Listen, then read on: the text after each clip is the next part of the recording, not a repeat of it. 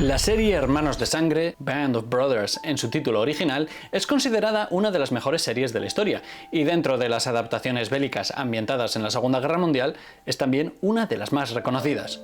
Producida por Steven Spielberg y Tom Hanks, es la heredera espiritual de Salvar al Soldado Ryan, y nos cuenta la vida de la compañía Easy de la 101 División Aerotransportada, desde su desembarco en Normandía en junio del 44, sus avances por Francia, Bélgica y Holanda, y hasta su avance por Alemania, donde también tuvieron que liberar campos de exterminio y llegando incluso al Nido del Águila, la casa de retiro de Adolf Hitler.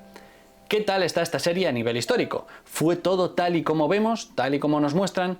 En este vídeo vamos a verlo, pero os adelanto que Band of Brothers es un ejemplo de gran coherencia y recreación histórica. No obstante, aquí ya hay algunos fallos menores y un par de fallos que cuesta creer que hayan pasado por alto. Bienvenidos a un nuevo vídeo en el que analizamos una serie o una película o un videojuego desde el punto de vista histórico. Hoy, Hermanos de Sangre, también conocida como la serie en la que Ross de Friends se hacía militar de la Segunda Guerra Mundial y tomaba decisiones tan estúpidas como en la comedia. Como digo, es una serie que, puede servir de ejemplo de cómo plasmar rigor histórico en la pantalla. Sin embargo, hay algunas cositas aquí y allá que, se podrían precisar. Voy a ir a las cuestiones más grandes que me han parecido más importantes, aunque obviamente voy a destacar alguna curiosidad. En cuestiones de armamento y de uniformes, probablemente los expertos en la Segunda Guerra Mundial puedan sacar decenas de imprecisiones de quítame aquí y ponme allá.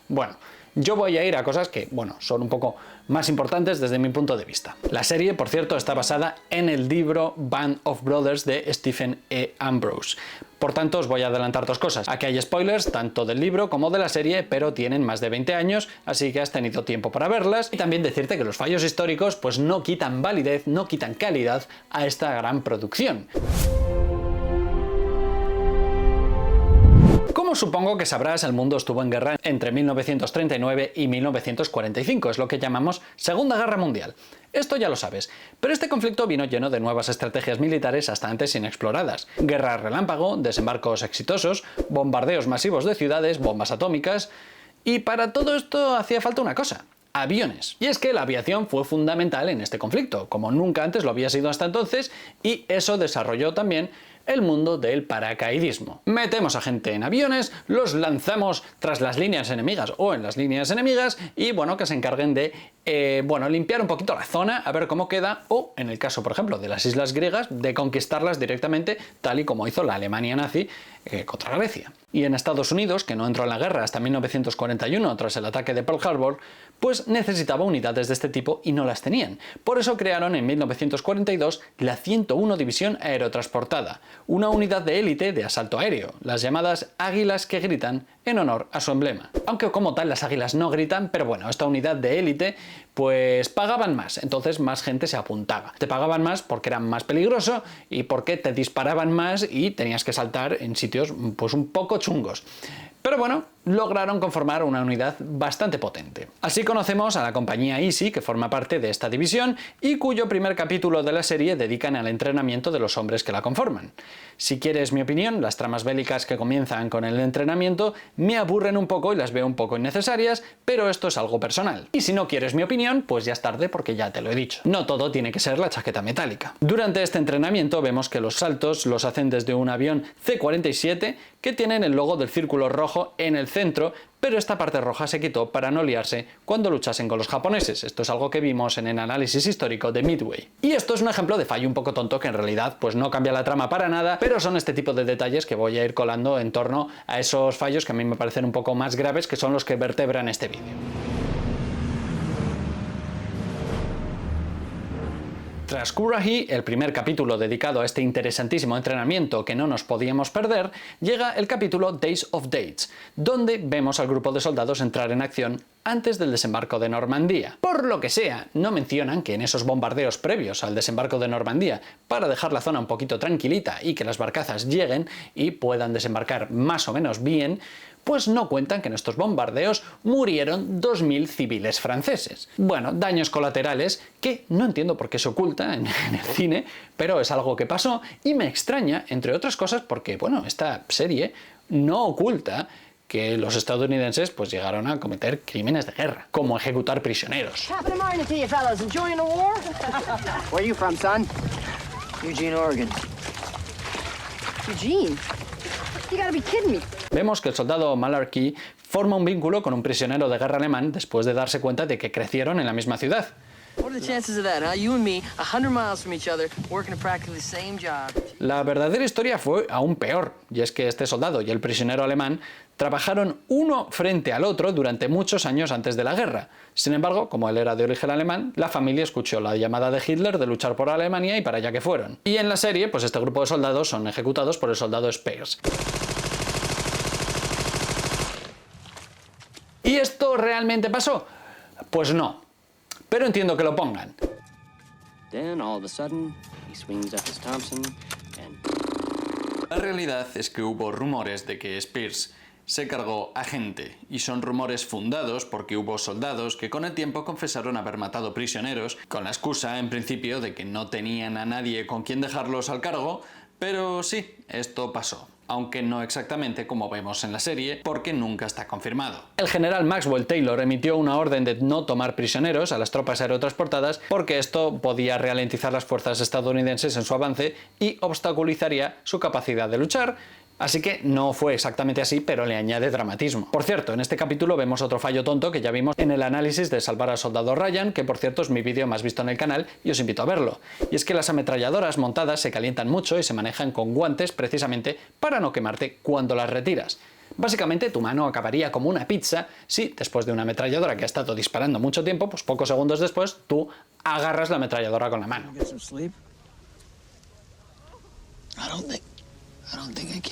El tercer capítulo de la serie, Carentan, está dedicado a Albert Blythe, que al principio no es capaz de encontrar el valor de luchar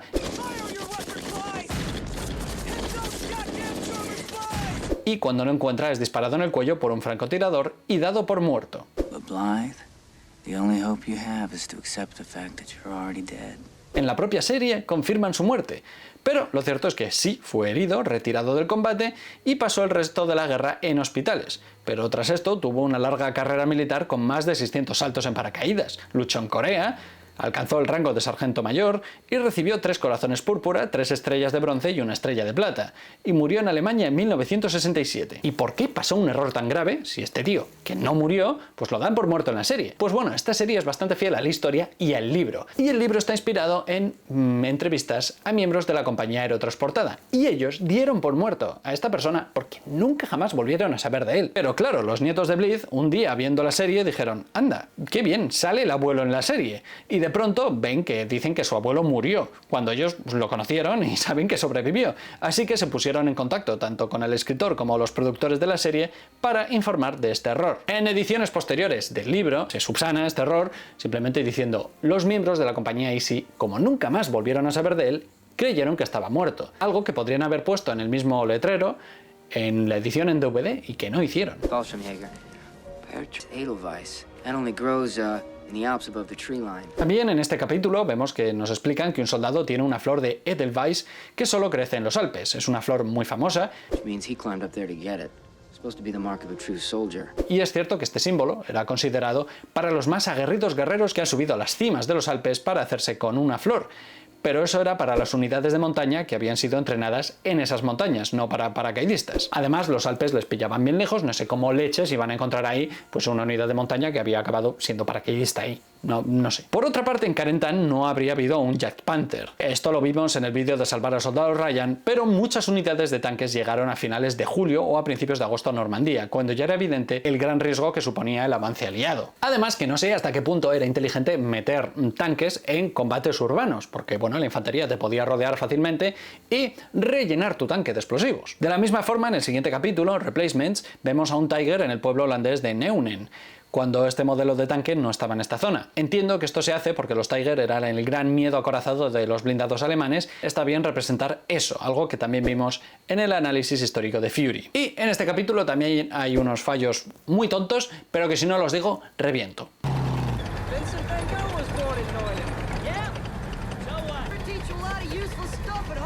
El soldado Webster ve la señal de tráfico de Neunen y dice que Van Gogh nació ahí.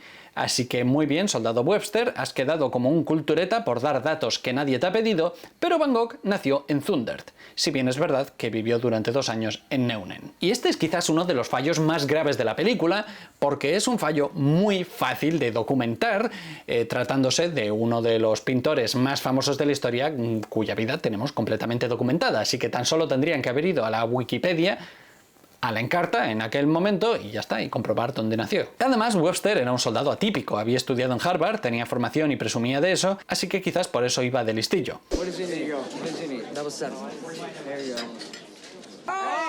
De la misma manera, no entiendo por qué en la partida de dardos el soldado Babe dice que necesita un doble 7 para ganar, lanza y dan un triple 7 y nos hacen entender que ha ganado el juego cuando no. O sea, las reglas de los dardos son sencillas.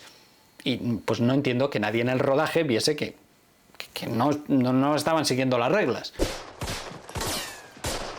Y en el siguiente capítulo, en Crossroads, destaco que parece que el Capitán Winters está usando el truco de munición infinita porque los fusiles estadounidenses tan solo tenían 8 balas. Así llegamos a Bastoña, uno de los capítulos más recordados de la serie junto con el siguiente, de Breaking Point, y es quizás, bueno, uno de los momentos más famosos de la 101 División Aerotransportada. Hemos hablado de esta batalla en el canal. En este capítulo se nos habla de la heroica resistencia de la 101 para impedir el contraataque alemán sobre Bélgica. Incomunicados durante días y a la espera de ayuda, con frío gélido y bajo fuego enemigo, nos muestran las penurias esos días.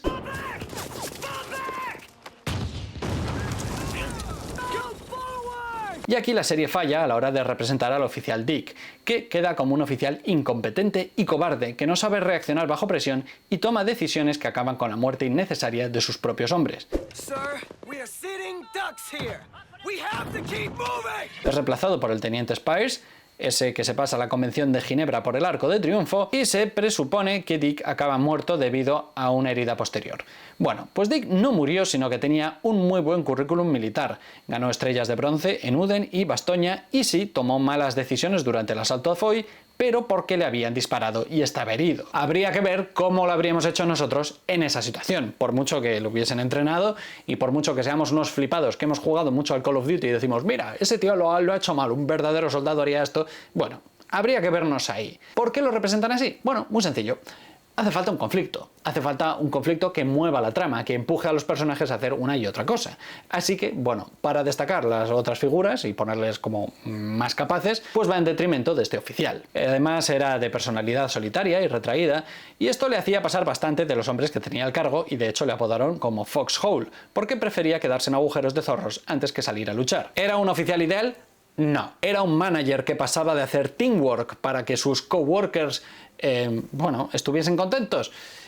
Pues sí, y quizás no era el mejor jefe que podías tener, pero lo que vemos en la serie pues no es exacto.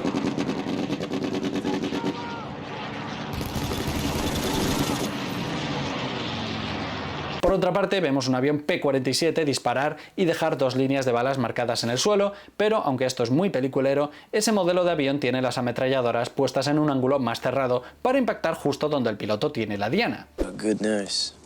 I never want to treat another wounded man again. But your touch calms people. En este capítulo me gusta especialmente la aparición de la enfermera René Lemaire, conocida como el Ángel de Bastoña, que salvó vidas y cumplió por encima de lo esperado ayudando al cirujano del puesto de socorro. De hecho, durante un bombardeo logró evacuar a 6 personas y murió al intentar salvar un 7º, lo que es más impresionante aún de lo que vemos en la serie. Según se cuenta, ella estaba prometida y había guardado un paracaídas estadounidense para luego confeccionar, mientras pudiese, un vestido de boda. Sin embargo, ella murió y se cuenta que los soldados y el sacerdote local llevaron el cuerpo del Ángel de Bastoña cubierto en este paracaídas a sus padres. Where did she come from? The black girl. Congo. También sacan a Augusta, la compañera enfermera conocida como el Ángel Olvidado de Bastoña, que también se enroló como voluntaria pese a sufrir el constante racismo por ser negra. En el libro de Band of Brothers es mencionada por algún soldado que la recuerda como una enfermera de origen congoleño y nada más. Sin embargo, decidieron plasmar esto en la serie y posteriormente el historiador británico Martin King, interesado por esta mención, investigó quién era y resultó que la encontró siendo ya una anciana. Murió en el 2015 a los 94 años y su historia la podemos ver en el documental Searching for Augusta, The Forgotten Angel of Bastogne, que por cierto ganó un Emmy al mejor documental. How'd you get here? Just like me. She came to help. Así que ya veis, hasta este punto la serie es buena a nivel histórico, que incluso hace avanzar nuestras propias investigaciones históricas y nos amplía el conocimiento que tenemos sobre la batalla. O sea, es impresionante. Comment vous appelez-vous? My name is Renee. I'm Gene, Eugene Rose. Lo único que no me gusta de esto es cuando el Dr. Rose se hace amiga de esta enfermera y al principio utilizan la fórmula formal, vous, es decir, usted en francés, pero luego cuando se conocen más pasan al toi, es decir, el tú. Pero luego vuelven al vous, al usted. O sea que de pronto ahí hay una intrahistoria en la que dos personas se tratan de manera formal, ganan confianza, resulta que se llevan bien y en algún momento dejan de llevarse bien y pasan otra vez a las formalidades cuando se despiden. Ahí hay algo intermedio que no nos han contado y que les ha hecho enfadarse. So, you come from the hospital? Yeah. Must have liked that hospital. 'Cause, we left Holland 4 months ago. En el capítulo de Last Patrol aparece de nuevo el soldado cultureta de los datos incorrectos, Webster, pero como estuvo herido no pudo disfrutar, entre comillas, del infierno de Bastogne. Entonces sus compañeros le tratan mal, porque había evitado lo peor antes de reincorporarse. Él alega que estuvo en la compañía Easy desde el principio y que tiene tanto derecho a ser tratado bien como los demás, pero la realidad es que nada de esto pasó. Es verdad que él había estado en un hospital en Inglaterra y cuando se reincorporó vio a la unidad diezmada y bastante sorprendido de haber perdido muchos amigos después de que ellos hubiesen estado en Bastogne mientras él estaba enfermo. Pero es que no le increparon nada, no le echaron en cara nada porque él no tenía la culpa de nada. Esto de nuevo es meter un conflicto para mover la trama, pero esto no pasó. Y además tampoco pasó que él hubiese estado en esa compañía desde el entrenamiento, porque lo cierto es que se incorporó después del día D. But now, because I had missed Bastogne, I was treated as a replacement and felt like I was starting all over again. Y entonces, claro, según la trama, pues tiene que hacer algo heroico para ganarse el aprecio de sus compañeros, aunque no debiera. Es por eso que se une a una misión en la que tienen que cruzar un río, pero él en realidad no tomó tantos riesgos, sino que se quedó de apoyo con una metralleta. Y también sale exactamente el mismo edificio que en la batalla de Foy. Y entiendo que aunque el set de rodaje fuese todo en el mismo pueblo derruido, que iban adaptando a las diferentes historias que estaban contando, pero es que ese edificio es demasiado característico como para repetirlo. Lo mejor de todo es que en la serie uno propone volar el edificio para localizar alemanes que hay detrás, y uno dice que el alto mando les ha pedido que destruyan lo menos posible.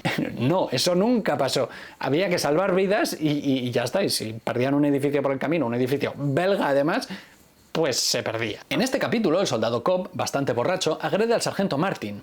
En la vida real agredió físicamente a otro oficial y tras eso fue sometido a un consejo de guerra, pero no le expulsaron del ejército hasta el final de la guerra. Porque Cobb era un soldado experimentado y que llevaba más de 10 años en el ejército, al contrario que los nuevos reclutas. En su treintena era de los mayores de la compañía y no terminaba de encajar, pero su experiencia venía bien. Así que tras la guerra le largaron del ejército. En Why We Fight nos encontramos uno de los errores más garrafales y más grandes de la serie que cuesta creer que ocurriese. Sin embargo, lo cierto es que en el guión estaba bien, pero bueno, luego los que montaron el vídeo no lo hicieron bien. Y es que el capítulo comienza indicando que estamos a 11 de abril del 45 en un lugar llamado en Alemania. Vemos un flashback y posteriormente volvemos a la misma escena original donde el capitán informa de que Hitler se ha suicidado. Hitler's dead. Holy shit. Shot himself in Berlin. Y no, Hitler no se suicidó el 11 de abril, sino el 30 de abril de 1945. Esto está muy documentado. Y es algo que, de nuevo, podrían haber cambiado simplemente en el DVD, cambiando el cartel del principio. Y es que además, el anuncio de la muerte de Hitler no fue diciendo, oye, que el Führer, este que nos gustaba tanto, que se ha volado la cabeza. No. En la radio pusieron El ocaso de los dioses de Wagner, que tanto le gustaba al Führer, y el locutor de radio dijo textualmente: se informa desde el cuartel general que nuestro Führer Adolf Hitler, luchando hasta el último aliento contra el bolchevismo, cayó por Alemania esta tarde en su cuartel general de operaciones en la Cancillería del Reich. O sea, que la gente pensó que murió luchando. Y a ver, sí, el hecho de decir que cayó es correcto, porque él cayó, pero la gente con esa frase pensaría que estaba luchando, no que se había volado la tapa de los sesos. Y tampoco pensarían de esa frase que se había metido en un avión y se hubiese ido a una isla en Argentina a disfrutar de un buen asado y de mate. Rita Hayworth's getting married. Oh, Rita, say this isn't true. Hablando de fechas, durante la sesión informativa de Nixon, mientras lee el periódico, menciona que Rita Hayworth se va a casar con Orson Welles. Bueno, pues Rita Hayworth sí se casó con Orson Welles, pero de 1943 al 47. No en esa fecha que nos indican, otro dato que era muy fácil de comprobar. Además, en este capítulo vemos unos soldados franceses fusilar a un prisionero alemán, pero lo hacen con un uniforme que está mal, porque los famosos cascos Adrien solo los usó la Francia de Vichy, es decir, la Francia del gobierno colaboracionista de Pétain. Las unidades francesas habían pasado años en el exilio, no tenían uniformes y usaban uniformes, bueno, pues más parecidos a los estadounidenses o a los británicos. And, we came across this. What? Frank, what is it? I don't know, sir. El episodio 9, Why We Fight, es también uno de los más duros de la serie y uno de los más conmovedores. La compañía Easy descubre un campo de concentración abandonado y representa muy bien el impacto que tuvo en los soldados estos descubrimientos. De hecho, hubo casos, como en Dachau, en Múnich, que varios soldados se tomaron la justicia por su mano de manera improvisada, lo que generó interesantes quebraderos de cabeza legales y morales. Sin embargo, este campo de Kaufering, era un subcampo de concentración dependiente de Dachau, no fue descubierto por la compañía Easy, sino por otra división blindada y por otra compañía de la 101 Aerotransportada. Además, cuando estos llegaron, no había nadie vivo, sino 500 cadáveres y gran parte de las estructuras quemadas. Sin embargo, aunque esto no pasó, sí que me parece una licencia bastante adecuada, sobre todo para representar la incredulidad de los soldados cuando ven eso. Según algunos historiadores, había indicios para suponer que los aliados sabían que estas masacres estaban pasando, aunque no es algo que esté del todo claro. Y obviamente esos soldados, cuando llegan y ven eso, pues, bueno, alucinan. Doctors, musicians, Schreiber, Schneider, tailors, Intellektuelle. clerks, farmers, intellectuals, I mean, normal people. El soldado Liebgott, de origen austriaco, es en la serie el encargado de explicar las persecuciones raciales en Alemania, porque según la compañía él tenía apellido y apariencia judía, aunque en realidad no era tal y practicaba la religión cristiana, y de hecho en la serie pues dicen que este acaba siendo taxista y en realidad acabó siendo barbero, así que no tienen muy claro quién era este soldado, pero él explica todo el tema de la persecución.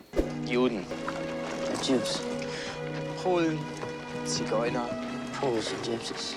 Y también explican una cosa que es bastante heavy y que por duro que parezca se ve en la serie, que una vez sacaban los prisioneros de estos campos de concentración, pues muchas veces para hacer recuento, para poder alojarles en sitios decentes, tardaban varios días y entonces tenían que volver a meterles donde ya habían estado durante años.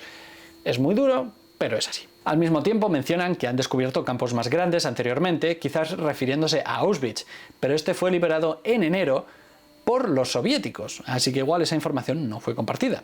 You ignorant, servile scum! What the fuck are we doing here? Curiosamente, el soldado Webster, el pedante que se inventa datos incorrectos y que al parecer se hace el herido para no luchar, Muy listo para las clases, pero hasta en 2 ocasiones habla con los alemanes en inglés, sabiendo que no le van a entender. La carrera debería darle para entender eso. My mistake, you fat fucking prick. So are you gonna tell me that you never smelled the fucking stench? insulta al panadero porque le dice: no me creo que esto de exterminio estuviese pasando aquí al lado y tú no supieses nada, ¿no? Así que, ala, te vas para allá a limpiar el campo o a enterrar cadáveres, algo que realmente pasó. Y de hecho algunos miembros de la 101 División Aerotransportada también, como vemos en la serie, persiguieron a algunos oficiales que se habían desentendido de todo. Shoot him!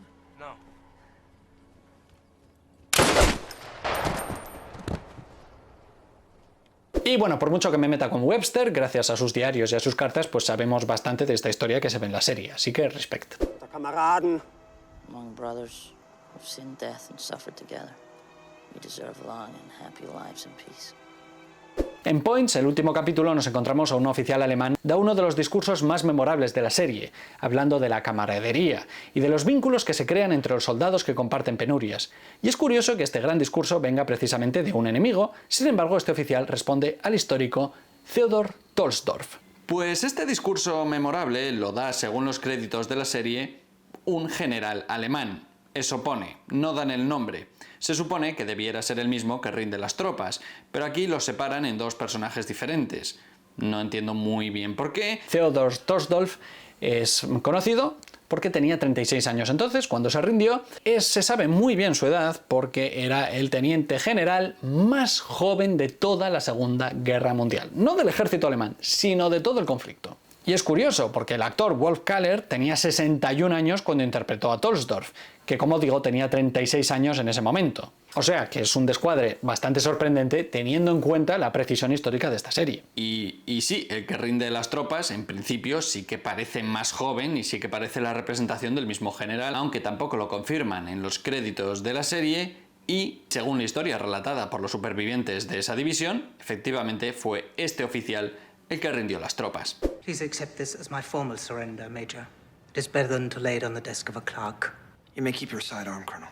Este oficial entregó su pistola Luger al oficial de la compañía Easy en señal de rendición y, según la serie, este legado fue negado en señal de respeto. Lo cierto es que, en palabras de Clifton Carwood Lipton, sí aceptó esa pistola y se la quedó. Tiempo después reparó en que nunca antes había sido disparada. Él decía que era una metáfora de cómo deberían acabar todas las guerras, con armas que no hayan sido disparadas, aunque bueno, también puede ser una crítica a un oficial que resulta que tiene un arma que no ha tenido que usar nunca, la han tenido que usar los soldados. Bueno, pues este oficial sí que se manchó las manos de sangre. Y es que el oficial alemán Theodor Torsdorf, tras la guerra, fue autobusero un tiempo y luego tuvo una empresa, pero 10 años más tarde tuvo que ir a juicio porque en los últimos días de la guerra ejecutó a sangre fría a otro oficial llamado Frank Schaber Holzley. ¿Cuál fue el crimen de este veterano de la Primera y la Segunda Guerra Mundial que mereciese ser asesinado? Bueno, pues puso un cartel de la Cruz Roja al lado del puesto de mando. Bueno, esto podía tener implicaciones de cómo destacar el cuartel o cómo ocultarlo frente a los peligros exteriores, así que bueno, pues esto no le gustó y fue este oficial y le mató. Aún así salió libre de cargos en el juicio y luego tuvo una vida tranquila. Pero vamos, que no es tan honorable como vemos en la serie. Y tampoco nos muestran que el soldado Edward Efron fue el encargado de guardar esa Luger, esa pistola tan simbólica, en un maletín. Y es que ese maletín contenía además medallas de Cruz de Hierro despojadas a soldados alemanes y 500 fotos pornográficas. Y esto lo mencionan en el libro y no lo ponen, o sea que, bueno, toda esta rendición fue un poco menos glamurosa. Not sure what's up there. The colonel doesn't want us taking any unnecessary risks. So the French are gonna beat us to the Eagle's Nest. Por último, en este episodio final, la compañía llega al Nido del Águila, la residencia vacacional de Hitler que le regaló el partido nazi por sus 50 cumpleaños. Pero quienes llegaron primero fue la tercera división de infantería de Estados Unidos, que fueron los que llegaron al pueblo más cercano, a Berchtesgaden. We'd entered Bavaria in early May, with the hopes of capturing Berchtesgaden. Y fue la segunda división blindada francesa, junto con la 9, la unidad de exiliados republicanos españoles, que formaron parte del ejército francés y ayudaron a liberar París, los primeros en llegar y de paso se bebieron unos vinitos de Hitler. Pese a todos estos fallos, la serie, bueno, recrea una historia creíble y es fiel a lo que representa la guerra en sí misma, así que es una serie que yo le pongo un 10, un 9,9. Tell them their kids never even made it out of the goddamn plane. You tell them what you always tell them. Their sons died as heroes. You really still believe that? Es una pena que Richard Winters siguiese su carrera como soldado en Irak, fuese capturado por los islamistas, convertido al Islam y volviese a casa como un héroe, pero en realidad su intención era dinamitar al presidente de Estados Unidos. Vaya papelazo hacía Damien Lewis en Homeland, la verdad.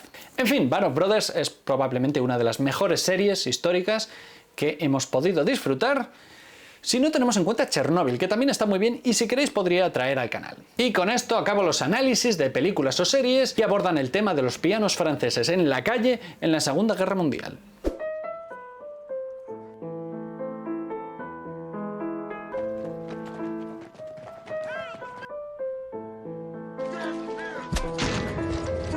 Llegados hasta aquí, ¿qué tal si te haces Patreon? Una vez al mes podemos elegir qué temas traemos al canal, ya sea a través de música, series, videojuegos, películas, cualquier cosa que nos guste. Me puedes seguir en las redes sociales para estar al tanto de qué cosas van a llegar al canal y también, por supuesto, puedes compartir este vídeo entre gente que sepas que le gusta la Segunda Guerra Mundial, gente que sepas que le gusta esta serie o tu amigo el Datitos. El que se inventa los datos, el que se dice, oye, ¿sabías que...? Bueno, pues a lo mejor no es verdad, a lo mejor este tío tiene la boquina muy abierta, y debería callarse más. Muchas gracias a todos los Patreons, especialmente a los que veis en pantalla. Son los que más esfuerzo hacen para mantener el canal a flote, así que lo agradezco mucho. También podéis apoyar el canal comprando mi novela La calle de las mentiras o mi libro Cultura Geek, disponibles en Amazon.